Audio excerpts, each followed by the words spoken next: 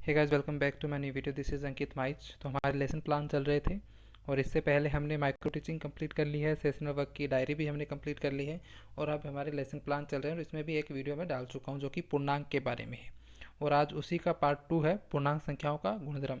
क्योंकि आपको एक यूनिट से 2 या 3 लेसन बनाने होते हैं, तो हम दूसरा लेसन बना रहे हैं एक ही यूनिट से, जो कि आपका 7th क्लास का पहला यूनिट है ना, पूर्णांक। तो पूर्णांक के बारे में हम वीडियो ऑलरेडी बना चुके हैं। पूर्णांक संख्याओं का गुणधर्म है और कक्षा 7 के लिए और विषय गणित है। ठीक है, तो चलिए शुरू करते हैं। तो सबसे ऊपर आपको विद्यालय का नाम लिखना है, जिस भी विद्यालय में आपका इंटर्नशिप आएगा उसका नाम लिखना है। फिर कक्षा, विषय, प्रकरण, दिनांक, कालांश, समयावधि, ये तो अब तक आप सीख ही चुके होंगे क्योंकि माइक्रो टीचिंग में भी यही चल रहा था और यहाँ पर भी यही है। उसके बाद आपको लिखना है विषय वस्तु विश्लेषण, यानी कि आप कौन से जो 3 पॉइंट है जिसके बारे में आप पढ़ाने वाले हैं वो तीनों पॉइंट लिखने हैं। जैसे हमने लिख दिया संवर्त गुणधर्म योग व घटाव के लिए, क्रम विनिमय गुणधर्म और साहचर्य गुणधर्म। ठीक है, उसके बाद आपको लिखने हैं विशिष्ट उद्देश्य।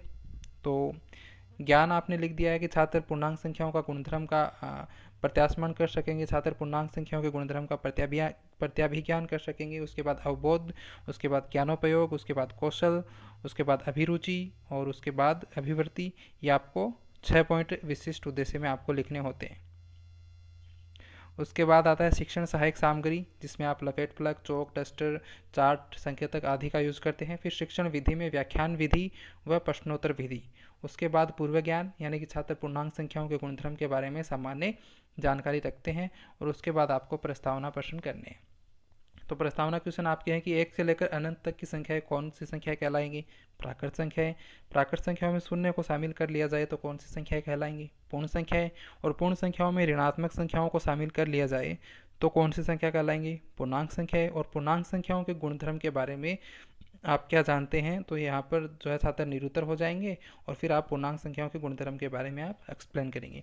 उसके बाद आपको उद्देश्य कथन लिखना है कि आज हम पूर्णांक संख्याओं के गुणधर्म के बारे में विस्तार पूर्वक अध्ययन करेंगे। उसके बाद आपकी प्रस्तुतिकरण आ जाएगी। यहाँ पर 4 पॉइंट होते हैं: शिक्षण बिंदु, छात्र अध्यापक क्रियाएं, विद्यार्थी क्रिया और श्याम पटसार।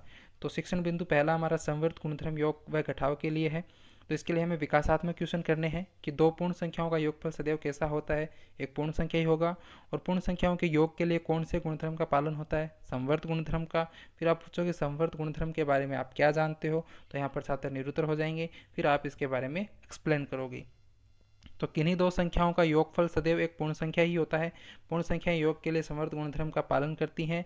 ये नियम केवल धनात्मक पूर्णांक के लिए सत्य है या ऋणात्मक के लिए भी सत्य है? तो सभी पूर्णांक चाहे वह ऋणात्मक हो अथवा धनात्मक योग हेतु समवर्त हैं। पूर्णांक a तथा b के लिए a प्लस b भी सदैव पूर्णांक होगा। एक पूर्णांक में से दूसरे पूर्णांक को घटाते हैं तो एक पूर्णांक ही प्राप्त होता है। अतः हम कह सकते हैं कि पूर्णांक घटाव के अंतर्गत समवर्त है। अतः पूर्णांक a और b के लिए a माइनस b भी सदैव पूर्णांक ही प्राप्त होता है। जैसे 7 माइनस 2 बराबर 2 है, 4 माइनस 9 बराबर माइनस 5 है।